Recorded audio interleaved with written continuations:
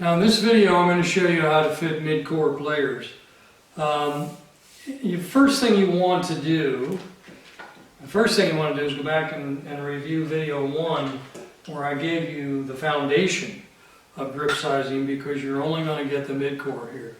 And I'm going to go through it and show you right now, no matter where I go, I am square, because in that earlier video I did the Express, and you can see how square my hips stay no matter how I step forward, if I step back. So important, by the way, for cycling, walking, running, that you don't create drag. The Express is going to give you all of that. Both hands on, whatever, if you're using the grip that you put on a golf club, right hand's already fit. You don't have to worry about the right hand, because it is naturally fit. If that grip has taper, you're naturally fitting the right hand to that taper. You're fitting the left hand as well. So, first thing I'm going to do is disrupt my core. And I'm going to go to, so horizontal, and now when I put this bar back on, you'll see my core disruption here. It's that simple, takes 10 seconds, and I'm done. If I take that step back, I'm open. If I go wide, no matter where I go, my hips rotate left. And my left hand, I didn't show you this face on before, but my left hand has a lot of internal rotation. And if you'll recall, as soon as I go to 1, that's my old normal, 1. So that 1 is my pelvic floor, that's my dominant region.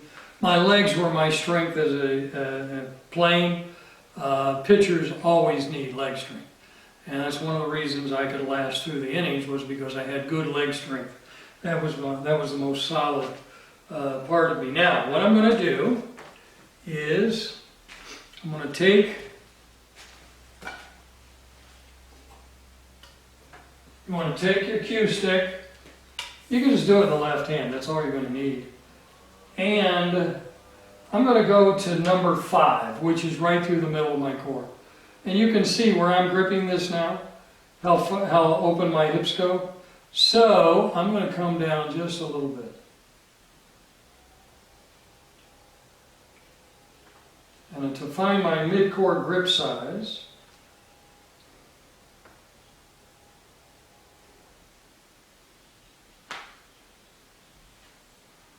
now, you saw with upper or lower core, didn't matter how big I went. With mid-core, you're going to have a range. So, I feel pretty good here.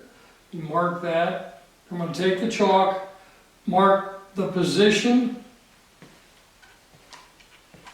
of my middle finger here with chalk, because I want to see what range I have right now. And that's where I'm going to use this range, this beginning range or ending range, as my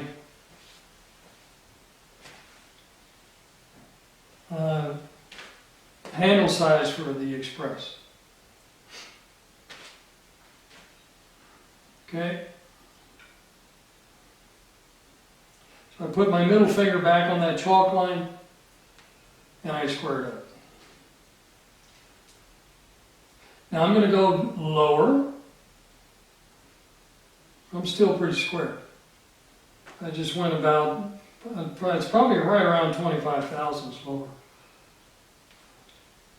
Okay, now I'm going to mark that.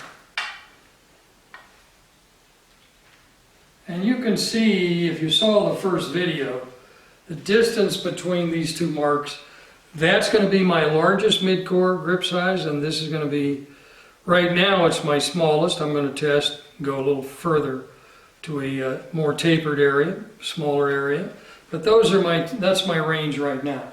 And that's about the range that I had when I was testing lower core. So again, I'm going to go to 5. Okay, I'm going to go to 4, which is also mid-core, just above the navel. That looks pretty good. I'm going to go to 6. I'm still good here, okay? So I'm going to go lower, and my hips just go open. That's number 6, number 4, number 5, back up. I'm going to go right between these two chalk marks, and there I am. That feels pretty darn solid. And the other thing that I notice, I'm not on the balls of my feet, I'm not over the center of my arches, I'm just behind the balls of my feet, forward to the center of the arches. That's what we determined using our balance mats for years. So my biggest is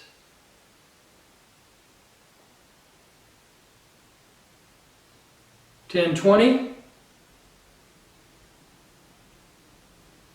and 995.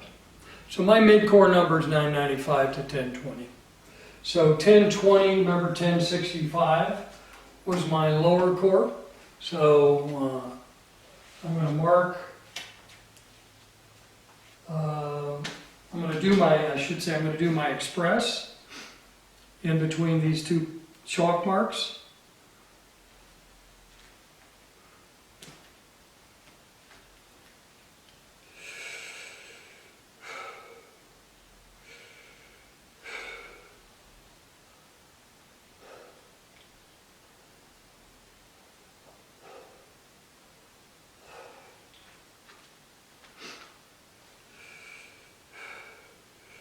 Please remember, you have to do all 9 stance widths when you're doing this exercise. You miss one, your grip size isn't going to fit anything. I'll show you that in just a moment.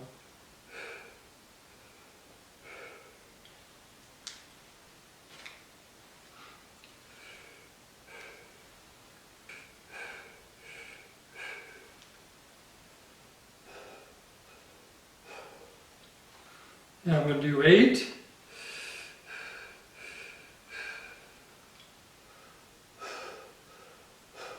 So I've done 1 through 8, okay? I have my left hand grip on here, and you can see this grip size does not fit anything because I've only done 8 of the 9. You have to do all 9 core regions. And I can flip it around, can have it the same way I had it when I was testing, and you'll see it's still not there.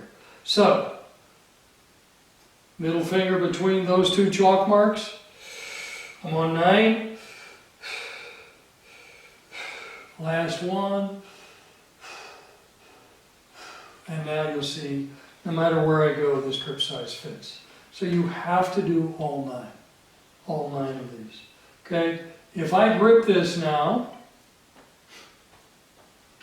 going to my setup, I feel my weight just forward to the center of my arches, and I have a 10-finger grip, and just behind the balls of my feet. Why do I have a 10-finger grip? Because if my grip is off, it'll open and close my hips.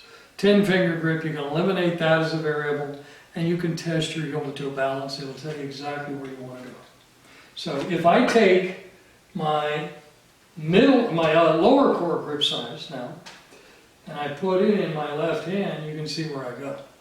Because this is my I've done the express to my middle core. This is my lower core grip size. And this is my upper core grip size. I don't have a mid-core grip size here, but I can show you what doesn't work.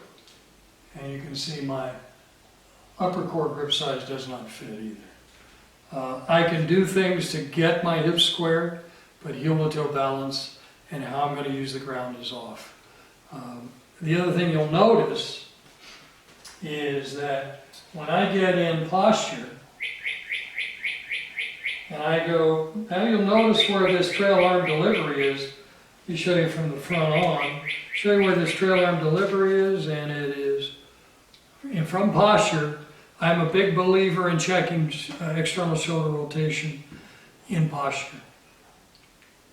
Now you'll see, I'm not putting my arm to the side. I'm just, Mike Adams, EA, called this side-on position. You can create this and the balance will match, so your delivery to the ball is going to be from this side-on position. Again, that came from E.A. Tischler and Mike Adams in their Bioswing Dynamics.